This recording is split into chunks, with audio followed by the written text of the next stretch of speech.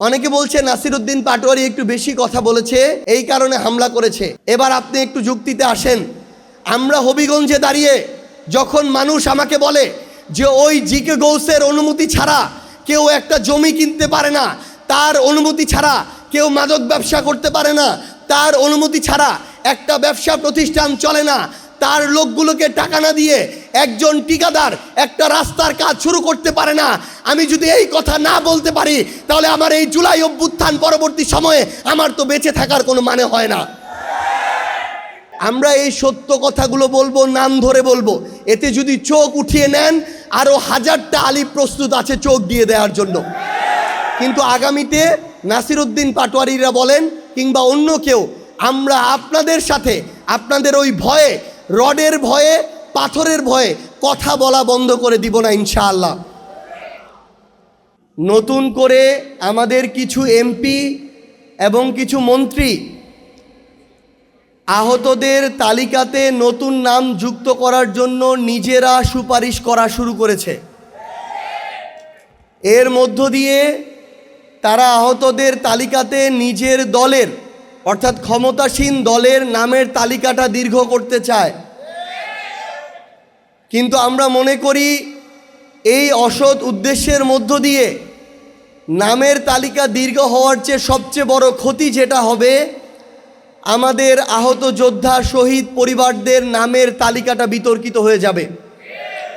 1971-এর পরে বিগত 16-17 বছরে আওয়ামী লীগ নামে বেনামে টাকা খেয়ে বিভিন্ন স্বজনপ্রীতি দলীয়করণের মধ্য দিয়ে বাংলাদেশের মুক্তিযোদ্ধাদের ইতিহাসটাকে এবং মুক্তিযোদ্ধাদের তালিকাটাকে বিতর্কিত করেছিল। সেই তালিকার এখন পর্যন্ত সংশোধনও হয় নাই, সংশোধনের উদ্যোগও নেওয়া হয় নাই। আমরা আমাদের এই জুলাইয়ের যারা শহীদ আছেন, যারা আমাদের আহত যোদ্ধা আছেন, তাদের কোনো বিতর্কিত তালিকা চাই না। আমি উদাহরণ হিসেবে স্পেসিফিক বলছি, আমরা ঠাকুরগাঁয়ে যখন গিয়েছি, আমাদের যখন আহত যোদ্ধাদের সাথে কথা হয়েছে, তারা বলেছে ঠাকুরগাঁয়ে আহত যোদ্ধাদের যে এই তালিকা, এই তালিকার 3 ভাগের 1 ভাগ বিএনপি ওই সিভিল সার্জনকে বলে, ডিসিকে বলে, তাদের দলীয় ছাত্রদল যুব দলের যারা ওই রকম আহত হয়নি তাদের নামের তালিকা সেখানে ইনক্লুড করেছে। আমার কথায় যদি কোনো ধরনের ভুল থাকে আমি মিডিয়াকে অনুরোধ করব আপনারা এর সত্যতা যাচাই করবেন। 2 নাম্বার, আমাদের আহত যোদ্ধারা এমন এখনও অনেকে আছে যাদের এখনও ট্রিটমেন্ট প্রয়োজন, হয়তো আরও 2, 4, 5, 10 বছর ট্রিটমেন্ট করা লাগতে পারে। এমন অনেকে আছে যার চোখে এখনও গুলি আছে, যাকে মৃত্যুর আগে পর্যন্ত ট্রিটমেন্ট করাতে হতে পারে।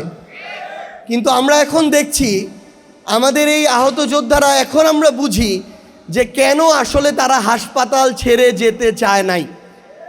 আজকে যখন আমার ওই সহযোদ্ধারা নিটোরে যায়, চক্ষু বিজ্ঞানে যায়, সিএমএইচে যেতে চায়, পিজিতে যেতে চায়, একজন সাধারণ রোগীর সাথেও যেই ধরনের ট্রিট করা হয়, তারা যখন পরিচয় দেয় তারা জুলাই যোদ্ধা, তারা তার চেয়ে বেশি সেখান থেকে একটা বিচ্ছিন্ন আচরণ তারা পেয়ে ফিরে আসে।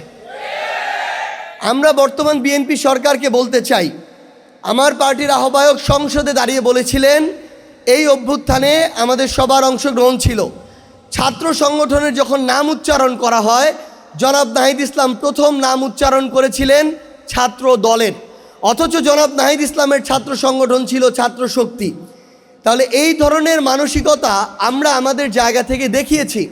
কিন্তু আজকে বিএনপির জায়গা থেকে আমরা শুধু এটাই দেখি যে তারা তাদের অংশগ্রহণ ছিল, এটা এস্টাবলিশ করতে চায়। এটা এস্টাবলিশ করার কিছু নেই, আপনারা ছিলেন, এটা আমরা স্বীকার করি। কিন্তু আপনার কাজের মধ্য দিয়ে যদি এটার প্রকাশ না পায়, আমার যোদ্ধারা গিয়ে তার কার্ডটা দেখানোর পরও যদি চিকিৎসায় ন্যূনতম প্রায়োরিটি না পায়, তাহলে আপনাদের এই মুখের কথা বলার চেয়ে না বলা অনেক ভালো। আমরা বর্তমান সরকারকে আহ্বান জানাবো, আমাদের যারা সহযোদ্ধারা আছেন, আহত যোদ্ধারা, তারা তাদের কার্ড দেখানো সাপেক্ষে বাংলাদেশের যে কোনো সরকারি বেসরকারি হসপিটালে তারা প্রায়োরিটি চিকিৎসা পাবেন, বিনামূল্যে চিকিৎসা পাবেন। এই ব্যবস্থা নিশ্চিত করার জন্য সরকারের পক্ষ থেকে স্বাস্থ্য মন্ত্রণালয়ের পক্ষ থেকে সরকারি প্রজ্ঞাপন জারি করতে হবে। তৃতীয়ত, আমরা কিছুদিন আগে জনাব তারেক রহমান, বাংলাদেশের মাননীয় প্রধানমন্ত্রী, তিনি একটি বড় প্রোগ্রাম করেছেন শহীদ পরিবারদেরকে নিয়ে, আহত যোদ্ধাদেরকে নিয়ে। কিন্তু দুঃখজনক হলেও সত্য, আমরা তার উদ্দেশ্যে বলতে চাই, তিনি শহীদ পরিবার এবং আহত যোদ্ধাদেরকে নিয়ে প্রোগ্রামটা করেন নাই, তাদের একটা অংশকে নিয়ে প্রোগ্রাম করেছেন। ওই প্রোগ্রামে শুধুমাত্র যারা বিএনপি করে কিংবা যারা অভ্যুত্থানের পরে নতুন করে বিএনপি করার ইচ্ছা প্রকাশ করেছে তাদেরকে নিয়ে ওই প্রোগ্রামটা করা হয়েছে। এবং মঞ্চে আহত যোদ্ধাদের প্রতিনিধি হিসেবে যাকে রাখা হয়েছে, আমি শুধু একটা উদাহরণ দেই। শহীদ পরিবার এবং আহত যোদ্ধা যে দলেরই হোক, তাদের বিরুদ্ধে আমার একটা কথাও কখনো মন থেকে আসে না, বলতে পারি না। কিন্তু আমি একটা উদাহরণ দেই। গত পরশুদিন প্রেস ক্লাবের সামনে আমার ওলামা অ্যালায়েন্সের ভাইয়েরা আমাদের প্রতিবাদ একটা কর্মসূচি দিয়েছিল, কেন আমার ভাই আলিফের চোখ তুলে নিল ছাত্রদল, এটার বিরুদ্ধে। আমার ওলামা অ্যালায়েন্সের ওই জাস্ট একটা প্রতিবাদ কর্মসূচিতে প্রেস ক্লাবের সামনে জুলাই যোদ্ধা ব্যানারে যার নেতৃত্বে ওইখানে আমাদের ভাইদের উপরে হামলা করা হয়েছে, ওই তথাকথিত জুলাই যোদ্ধা ইমন, বাটপার ইমন বলবে প্রত্যেকেই, তাকে তারেক রহমান, আমি শেষ করি, তাকে তারেক রহমান একটু, ওই লোককে তারেক রহমান ওই প্রোগ্রামে জুলাই যোদ্ধার প্রতিনিধি হিসেবে তার পাশে মঞ্চে বসিয়ে রেখেছিল। আমরা বিএনপি এবং তারেক রহমানকে স্পষ্ট করে একটা কথা বলি, তারা যদি মনে করে যে আওয়ামী লীগ যেভাবে আমাদের ৭১কে নিজেদের মধ্যে কুক্ষিগত করে অপব্যবহার করেছে, প্রশ্নবিদ্ধ করেছে, একই কায়দায় তারা করবে, এটা আমাদের এই ২৪-এর যোদ্ধা আর শহীদ পরিবারদেরকে দিয়ে করানো যাবে না ইনশাআল্লাহ। দুই একজনকে অপব্যবহার করে সাময়িক এই ধরনের কিছু কার্যক্রম করা যেতে পারে, কিন্তু এটা কোনোদিন দীর্ঘস্থায়ী হবে না, সাস্টেইনেবল হবে না। আমি আপনাদের উদ্দেশ্যে শুধু একটা কথা বলি, আজকে আপনারা যারা এখানে উপস্থিত আছেন, আমার সম্মানিত শহীদ পরিবারের সদস্যবৃন্দ, জুলাই যোদ্ধাবৃন্দ, আপনাদের কারোরই এনসিপির শহীদ পরিবার জুলাই যোদ্ধা হওয়ার প্রয়োজন নাই। আপনারা শহীদ পরিবারের প্রতিনিধি হিসেবে থাকেন, জুলাই যোদ্ধাদের প্রতিনিধি হিসেবে থাকেন, যেই দলই ডাকুক, যেই প্ল্যাটফর্মই ডাকুক আপনারা যাবেন, সমস্যা নেই। কিন্তু মেরুদণ্ডটা সোজা করে সত্যটাকে সত্য, ন্যায়টাকে ন্যায়, ওই জুলাইয়ের মতো বলতে হবে। আপনারা আজকে যেই কথাগুলো বলেছেন প্রত্যেকটা নোট করেছি, আমরা প্রত্যেকটা অনুযায়ী ইনশাআল্লাহ ব্যবস্থা নিব। কিন্তু আজকে আপনাদের কারোরই এনসিপির হওয়ার প্রয়োজন নাই, জামাতেরও হওয়ার প্রয়োজন নাই, বিএনপির হওয়ার প্রয়োজন নাই। যদি হন, শুধু এটুকু বলি, যদি হন তাহলে একটা অংশ হয়তো যে কোনো একটা সময় ক্ষমতায় থাকবে, ওই একটা অংশ বাকি অংশদের উপরেই জুলুম চালাবে। আপনারা এটা ইতিমধ্যেই অনুভব করা শুরু করেছেন। এবং আরেকটা জিনিস হবে, ক্ষমতাসীনদের সাথে যারা থাকবে তাদের মধ্যে আমাদের কাছে খবর আসে, বর্তমান ক্ষমতাসীনদের সাথে এরকম কিছু পরিবার যুক্ত হয়ে তারা বিভিন্ন সুযোগ সুবিধা নিয়ে শহীদ পরিবার এবং আহত যোদ্ধাদের সম্মানের জায়গাটাকে প্রশ্নবিদ্ধ করছে।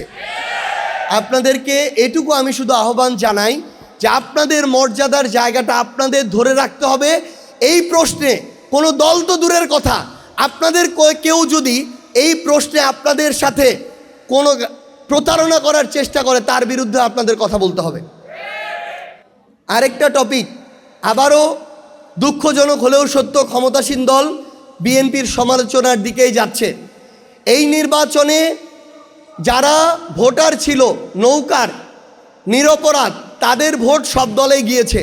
কিন্তু আওয়ামী লীগের নেতাদের সাথে স্থানীয়ভাবে, আমরা জানি না দলীয়ভাবে করেছে কিনা বিএনপি, কিন্তু স্থানীয়ভাবে বিএনপির প্রত্যেকটা এমপি ক্যান্ডিডেট স্থানীয়ভাবে আওয়ামী লীগের সকল নেতাদের সাথে নির্বাচনের ২-৩ দিন আগে নেগোসিয়েশনের মধ্য দিয়ে তাদের ভোটগুলো আদায় করেছে। যার ফলশ্রুতিতে এখন জেলা ছাত্রলীগের সভাপতি সেক্রেটারি, আওয়ামী লীগের সভাপতি সেক্রেটারি, যুবলীগের সভাপতি সেক্রেটারি, তাদেরকে প্রোটেকশন দেওয়ার দায়িত্ব স্থানীয় বিএনপির এমপি মন্ত্রীরা হাতে তুলে নিয়েছে। আমরা এই সত্য কথাগুলো বলবো, নাম ধরে বলবো। এতে যদি চোখ উঠিয়ে নেন, আরও 1000টা আলিফ প্রস্তুত আছে চোখ দিয়ে দেওয়ার জন্য। কিন্তু আগামীতে নাসিরউদ্দিন পাটোয়ারিরা বলেন কিংবা অন্য কেউ, আমরা আপনাদের সাথে আপনাদের ওই ভয়ে, রডের ভয়ে, পাথরের ভয়ে কথা বলা বন্ধ করে দিব না ইনশাআল্লাহ।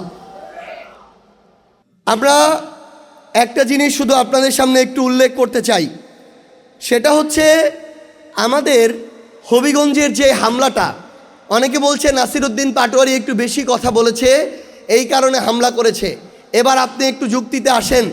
আমরা হবিগঞ্জে দাঁড়িয়ে যখন মানুষ আমাকে বলে যে ওই জিকে গৌসের অনুমতি ছাড়া কেউ একটা জমি কিনতে পারে না, তার অনুমতি ছাড়া কেউ মাদক ব্যবসা করতে পারে না, তার অনুমতি ছাড়া একটা ব্যবসা প্রতিষ্ঠান চলে না, তার লোকগুলোকে টাকা না দিয়ে একজন ঠিকাদার একটা রাস্তার কাজ শুরু করতে পারে না, আমি যদি এই কথা না বলতে পারি, তাহলে আমার এই জুলাই অভ্যুত্থান পরবর্তী সময়ে আমার তো বেঁচে থাকার কোনো মানে হয় না। এই কথাগুলো যখন নাসিরউদ্দিন পাটোয়ারি বলল, তাহলে আক্রমণটা যদি শুধু তার উপরে হতো, তাও তাদের কথার যৌক্তিকতা থাকতো। কিন্তু আমরা দেখলাম সিলেটে যখন আমরা আমাদের শহীদ পরিবারদের সাথে দেখা করতে গেলাম, আহত যোদ্ধাদের সাথে দেখা করতে গেলাম, সেখানে কিন্তু নাসিরউদ্দিন পাটোয়ারি ছিল না। সেই গাড়িতে আমি ছিলাম, ডক্টর আতিক মুজাহিদ এমপি ছিল, ডাক্তার মাহমুদা মিতু এমপি ছিল।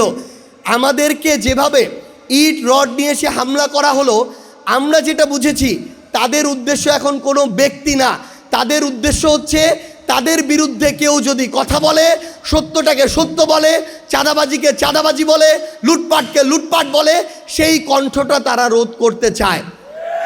এখন আপনারা শহীদ পরিবার আছেন, জুলাই যোদ্ধা আছেন, আপনারা আমাদেরকে রায় দিন, চাঁদাবাজির বিরুদ্ধে কথা বলা আমরা বন্ধ করে দিব কি দিব না? লুটপাটের বিরুদ্ধে কথা বলা বন্ধ করব কি করব না? মাদকের বিরুদ্ধে কথা বলা বন্ধ করব কি করব না? আপনাদেরকে শুধু আমরা এইটুকু আহ্বান জানিয়ে যাই, আপনারা আপনাদের পক্ষ থেকে বলবেন, জনাব তারেক রহমান, রাজনৈতিক দল বিএনপি, গণভোট যদি অসাংবিধানিক অবৈধ হয়, তারেক রহমান অবৈধ প্রধানমন্ত্রী।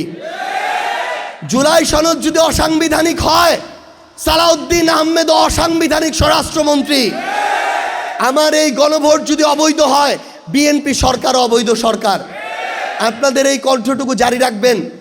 নতুন করে আওয়ামী লীগের কিছু কণ্ঠকে আমরা দেখতে পাই, বিএনপি আমরা কেন জানি না, সেই কণ্ঠগুলো যারা বিএনপিকেও অবৈধ বলছে, জুলাইকে যারা প্রশ্নবিদ্ধ করছে, নোংরামি করছে। প্রশ্ন করা এক জিনিস, নোংরামি করা আরেক জিনিস। যারা করছে তাদের বিরুদ্ধে বিএনপির কোনো সারা শব্দ নাই। আমাদের জুলাই যোদ্ধারা এখন কথা বলা শুরু করেছে। আমি শুধু আপনাদেরকে এইটুকু বলবো, হয়তো আমরা প্রত্যাশা করিনি 5 বছরে আমাদেরকে এইভাবে নামতে হতে পারে, কিন্তু যখন 6 মাসে এই অবস্থা বিএনপি সরকারের নীরবতা তৈরি করছে, আপনাদের কণ্ঠ থেকে শুরু করে আপনাদেরকে আবারও কিন্তু সচেষ্ট হতে হবে। যদি আপনারা হন, আমরা বিশ্বাস করি শুধু বিএনপি না, আগামীতে কোনো দল যদি স্বপ্ন দেখে স্বৈরাচার হওয়ার, কোনো দলের ওই স্পর্ধা কোনো দিন হবে না। আপনারা সামনে থাকলে সে স্বৈরাচার হয়ে উঠবে। আপনারা আমাদের জন্য দোয়া করবেন।